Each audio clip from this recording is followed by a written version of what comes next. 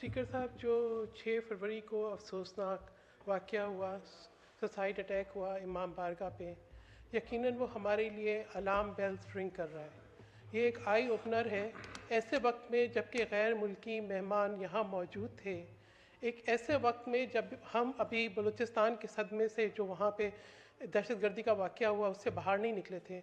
और इससे पहले नवंबर 2025 में इस्लामाबाद में एक और सुसाइड अटैक हो चुका था।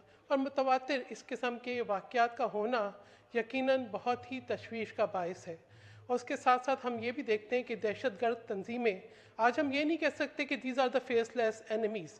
हमारे सामने नाम आते हैं, पहले टीटीपी की बात होती थी, फिर बीएलए की बात होती थी, अब दाइश का जिक्र सामने आ गया। तो ये जो दहशतगर्द तंजीमें एग्जिस्ट कर रही हैं, ये कहाँ से इनको सपोर्ट मिल रही है, ये भी हमारे इल्म में है। अजय देवल जो इंडिया का नेशनल सिक्योरिटी एडवाइज़र है, उसको एक के बाद दूसरी और दूसरे के बाद तीसरी एक्सटेंशन इसीलिए मिलती है कि उसकी ये हिकमत अमली थी कि पाकिस्तान के अंदर किस तरीके से अदम इस्तेकाम फैलाया जाए, किस तरीके से दहशतगर्दी को फ़रोग़ दिया जाए। फिर हमने देखा कुलभूषण यादव भी गिरफ़्तार हुआ, लेकिन उसके बावजूद जो है हम उसको उनके रास्ते बंद करने में नाकाम हुए। उसकी वजह ये कि सिंपैथाइज़र्स मौजूद हैं, सिंपैथाइज़र्स हमारी ही कम्युनिटीज़ में मौजूद हैं। जब दहशतगर्दों के ख़िलाफ़ कोई कार्रवाई होती है तो वो उनके लिए हमदर्दाना सेंटिमेंट्स रखते हैं। तो दहशतगर्दी के ख़िलाफ़ कार्रवाई के लिए बहुत ज़रूरी है कि एब्सोल्यूट क्लैरिटी हो, एक फ़ैसला कुन मौक़िफ़ हो, और उसके लिए डेफिनेटली ये ऐवान एक बहुत अहम किरदार अदा कर सकता है, जैसे इससे पहले नेशनल एक्शन प्लान में हुआ था।